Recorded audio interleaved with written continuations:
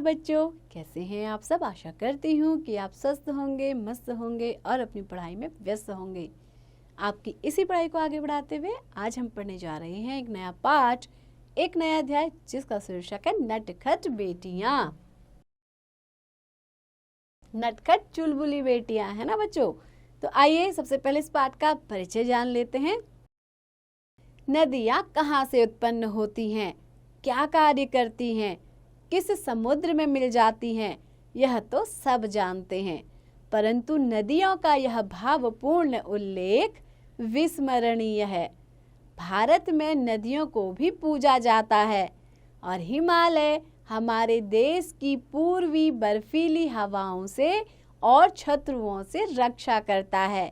लेखक ने हिमालय का चित्रण एक ऐसे ही पिता के रूप में किया है और हिमालय से उपजी नदियों को उसकी लाडली बेटियां कहा है। तो बच्चों, हम इसमें क्या पढ़ने जा रहे हैं? उन नटखट बेटियों के बारे में पढ़ने जा रहे हैं जो क्या हिमालय की पुत्रियां हैं, यानी कि नदियां, और हिमालय क्या है, उनके पिता हैं। तो आइए इस पाठ को शुरू करते हैं, ध्यान से सुनिएगा। दूर से संभ्रांत महिला की भांति गंभीर शांत प्रतीत होती थी। उनके प्रति मेरे दिल में आदर और श्रद्धा के भाव थे। जब कभी दिल करता माँ और दादी, मौसी और मामी की गोद की तरह उनकी धारा में डुबकियां लगाया करता। पिता के समान जैसे ही हिमालय के कंधों पर चढ़ता तो सारा स्वरूप ही बदल जाता। मैं हैरान था कि यही दुबली पतली गंगा, यमुना और यही सतलुज समतल मैदानों में उतरकर विशाल कैसे हो जाती हैं। इनका उछलना, कूदना, खिलखिलाकर हंसना, इनके नटखट भाव, उल्लास मैदान में आते ही कहाँ गायब हो जाता है। जब भी किसी नन्ही लड़की को पिता की उंगली पकड़े देखता हूँ या किसी कली को डाली से लगा देखता हूँ, तब भी इतना कौतूहल और विस्मय नहीं होता जितना कि इन चंचल बेटियों की बाल लीला देखकर। बाल लीला यानी कि बच्चों की लीला। आपको पता है ज्यादातर जो नदियां हैं क्या है, पहाड़ों से निकलती हैं। वहाँ क्या होता है, उनका स्वरूप छोटा होता है, लेकिन जैसे ही वो मैदानों में प्रवेश करती हैं तो उनका स्वरूप कैसा हो जाता है, विशाल और विस्तृत हो जाता है। उसी की बात यहाँ पर लेखक कह रहा है। क्या पता किस लक्ष्य की ओर इतनी बेचैनी से भागती जा रही हैं। ऐसा लगता है मानो पिता की सुरक्षा से आगे भी कुछ है जिसका इन्हें इंतजार है। अपने महान पिता का विराट प्रेम पाकर भी अगर इनका हृदय अतृप्त है तो वह कौन होगा जो इनकी प्यास मिटा सकेगा। बच्चों, अतृप्त होना यानी कि जब हमें क्या होता है, तृप्ति का भाव नहीं होता है, उसको कहते हैं अतृप्त। तृप्त का विलोम शब्द है अतृप्त होना। यानी कि क्या है, हिमालय का इतना प्रेम पाने के बाद भी नदियां क्या करती हैं, निरंतर गतिशील रहती हैं। ऐसा लगता है मानो किसी और से उनको मिलने की चाह है। तो लेखक कह रहा है आखिर वो कौन है। बर्फ जली नंगी पहाड़ियां, छोटे छोटे पौधों से भरी घाटियां, सरसब्ज उपत्यकाएं, ऐसा है इनका लीला निकेतन। यानी कि ये नदियां जहाँ पर लीला करती हैं, निकेतन यानी कि घर, जहाँ पे वो तरह तरह की लीलाएं करती हैं, ऐसा निकेतन कौन है? बर्फ जली नंगी पहाड़ियां, छोटे छोटे पौधों से भरी घाटियां और सरसब्ज उपत्यकाएं। उपत्यकाएं यानी कि घाटियां।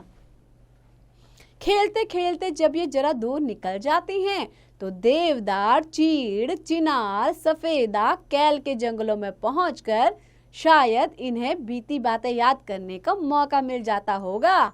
कौन जाने बुढ़ा हिमालय अपनी इन नटखट बेटियों के लिए कितना सिर धुनता होगा।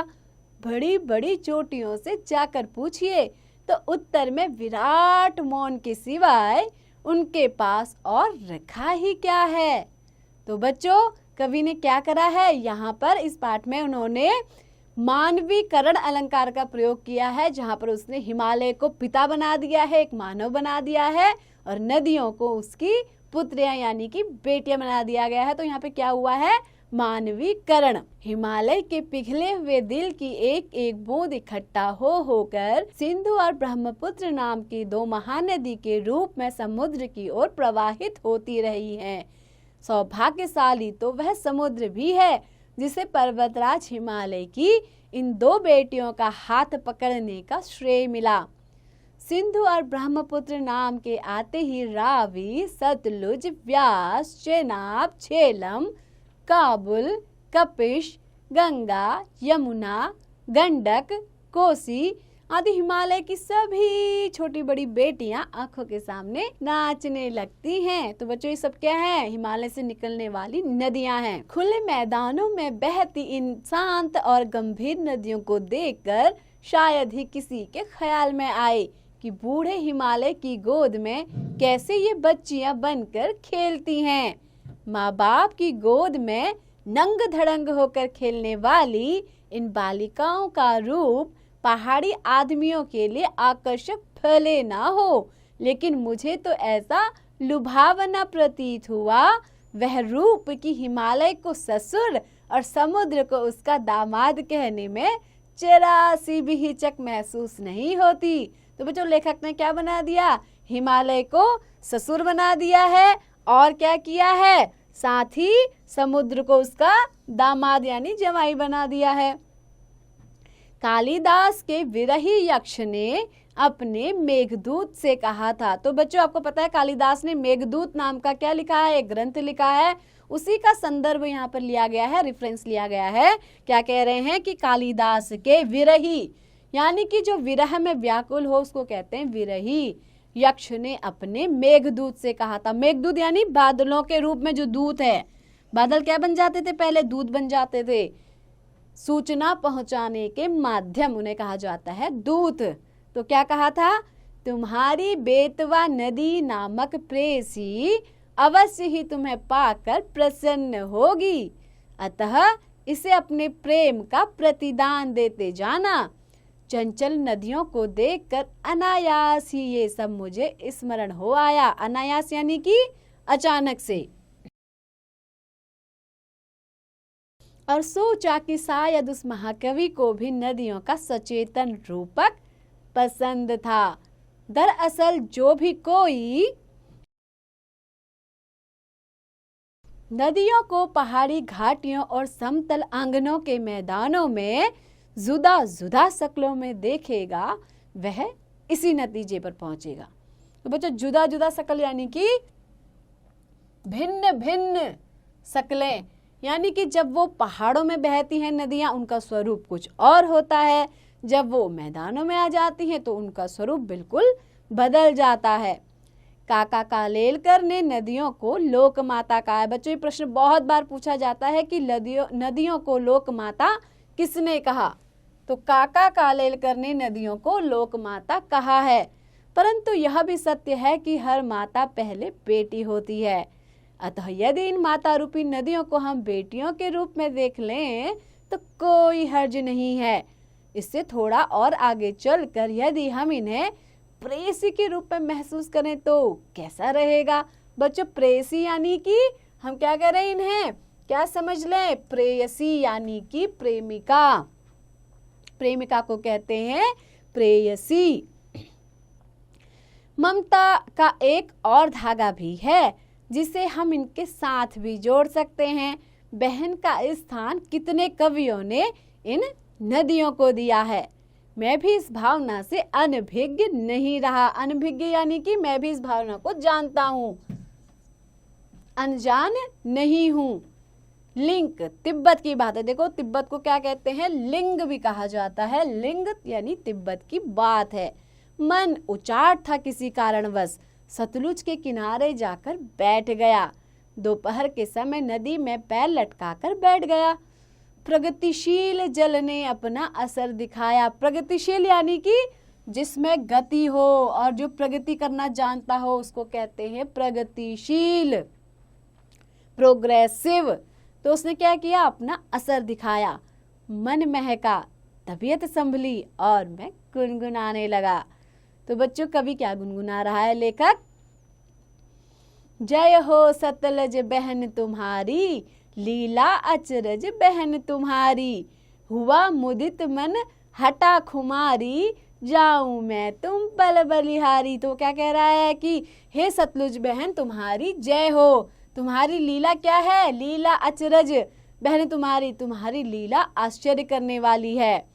हुआ मुदित मन, मेरा मन क्या मुदित यानी कि खुश हो गया, और मन हटा खुमारी, और मेरे मन से खुमारी यानी उदासी दूर हो गई।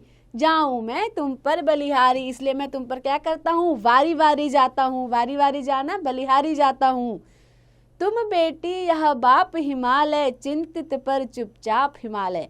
तुम क्या हो, इस हिमालय की बेटी हो, और यह हिमालय तुम्हारा पिता है।